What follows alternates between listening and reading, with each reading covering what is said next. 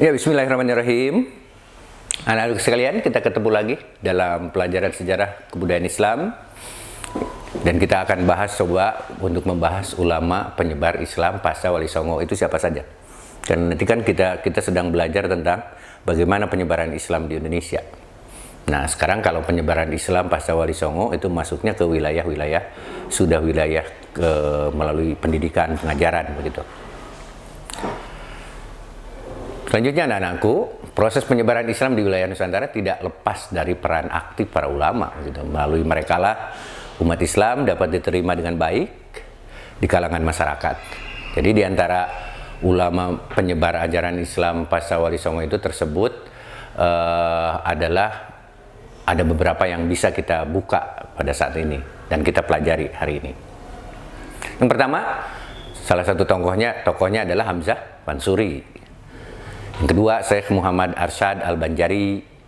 Yang ketiga, Syekh Muhammad Yusuf Al-Makassari. Yang keempat, Syekh Abdul Somad Palimbani, begitu. Kemudian yang kelima, Syekh Muhammad Nawawi bin Umar Al-Bantani. Kemudian Syekh Khalil Bangkalan Madura. Lalu Kiai Haji Saleh Darat. Kemudian Kiai Haji Ahmad Dahlan. Lalu Kiai Haji Hasim Asari, dan ada Kiai Haji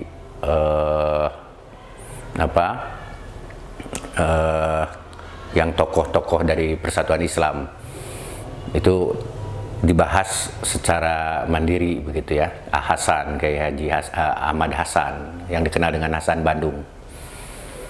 Nah, anak sekalian, yang akan kita pelajari sekarang mengenai Hamzah Pansuri. Nah, ia hidup pada masa pemerintahan Sultan Iskandar Muda sekitar tahun 1590. Pengembaraan intelektualnya itu tidak hanya di Pansur Aceh saja, jadi Pansur itu Pansur nama tempat, tapi juga ke India, Persia, Mekah, dan Madinah. Nah, dalam pengembaraan itu ia sempat mempelajari ilmu fikih, ilmu tasawuf, tauhid, sastra Arab. Nah, pada mulanya Hamzah Pansuri mempelajari ilmu tasawuf setelah menjadi anggota tarekat Qadiriyah yang didirikan oleh Syekh Abdul Qadir Jailani. Nah, pengaruh Hamzah Pansuri cepat tersebar anak-anak sekalian di seluruh Nusantara, terutama melalui pengajaran-pengajaran yang beliau berikan selama di perantauan ke berbagai tempat dan melalui karya-karya yang tersebar di seluruh Asia Tenggara. Yang murid-muridnya pun tersebar tentu, karena Hamzah Pansuri memiliki murid dan murid-muridnya pun menyebarkan ilmu yang dia terima dari Hamzah Pansuri itu. Hamzah Pansuri anak-anak sekalian itu tidak saja dikenal sebagai ulama tasawuf dan sastrawan terkemuka, tetapi juga seorang perintis dan pelopor pembaharuan yang sangat besar bagi perkembangan kebudayaan Islam di Nusantara, khususnya di bidang kerohanian, keilmuan, filsafat, bahasa, dan sastra. Hamzah Pansuri adalah peletak dasar poetika dan estetika Melayu, terekam dalam syair-syair Hamzah Pansuri, begitu. Ya, diketahui tidak kurang dari 32 untaian syair-syair itu. Nah, syair ini dianggap sebagai syair Melayu pertama yang ditulis dalam bahasa Melayu, yaitu sajak 4 baris dengan pola bunyi akhir a begitu pada setiap barisnya. Ciri-ciri sajak yang menonjol akhirnya dijadikan sebagai konvensi sastra atau puisi Melayu klasik, yaitu pertama, pemakaian penanda kepengarangan gitu. Yang kedua, banyak petikan ayat Al-Quran, hadis, pepatah, dan kata-kata Arab. Hal itu menunjukkan derasnya proses islamisasi untuk pertama kalinya melanda bahasa, kebudayaan, dan sastra Melayu abad ke-16. Jadi islamisasi itu melalui bahasa dan segala macam. Jadi tidak hanya syahadat dan segala macam, tidak.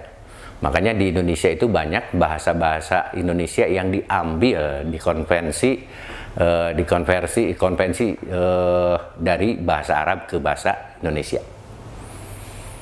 Anak-anakku sekalian, yang ketiga, dalam setiap bait terakhir syairnya selalu mencantumkan tahalus atau nama diri, yaitu nama julukan yang biasanya didasarkan pada nama tempat kelahiran penyair atau tempat ia dibesarkan. Makanya Hamzah Pansuri gitu. Nah, keempat, anak-anak sekalian, terdapat pula tamsil dan citra-citraan simbolik atau konseptual yang biasa digunakan oleh penyair-penyair. Penyair-penyair Arab dan Persia biasanya yang menggunakan itu dalam melukiskan pengalaman dan gagasannya. Dan yang kelima, paduan yang seimbang antara diksi atau pilihan kata, rima atau unsur-unsur poetik lainnya.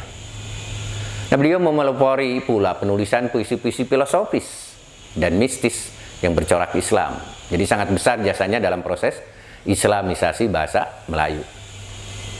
Anak-anak sekalian, Islamisasi bahasa sama saja dengan Islamisasi pemikiran dan kebudayaan. Syair-syairnya bukan saja memperkaya perbedaan, perbendaharaan kata bahasa Melayu, tetapi juga mengintegrasikan konsep-konsep Islam dalam berbagai bidang kehidupan, dalam sistem bahasa dan budaya Melayu.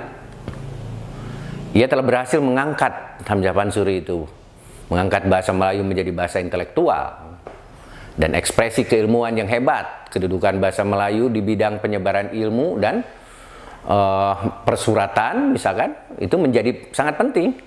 Pada abad ke-17, bahasa Melayu menjadi bahasa pengantar berbagai lembaga pendidikan Islam.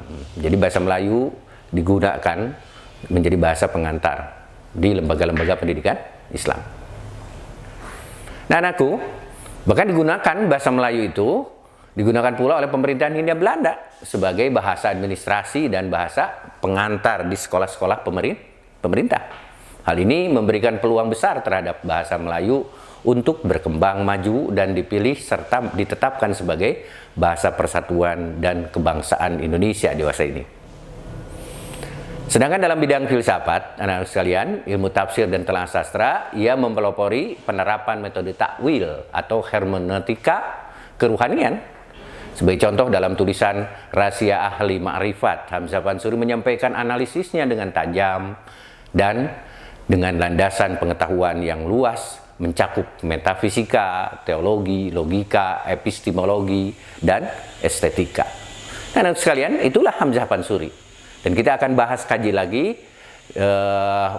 para pemikir, lalu tokoh-tokoh yang menyebarkan Islam pasca Wali Songo, begitu. Mungkin itu pertemuan hari ini, anak-anak sekalian.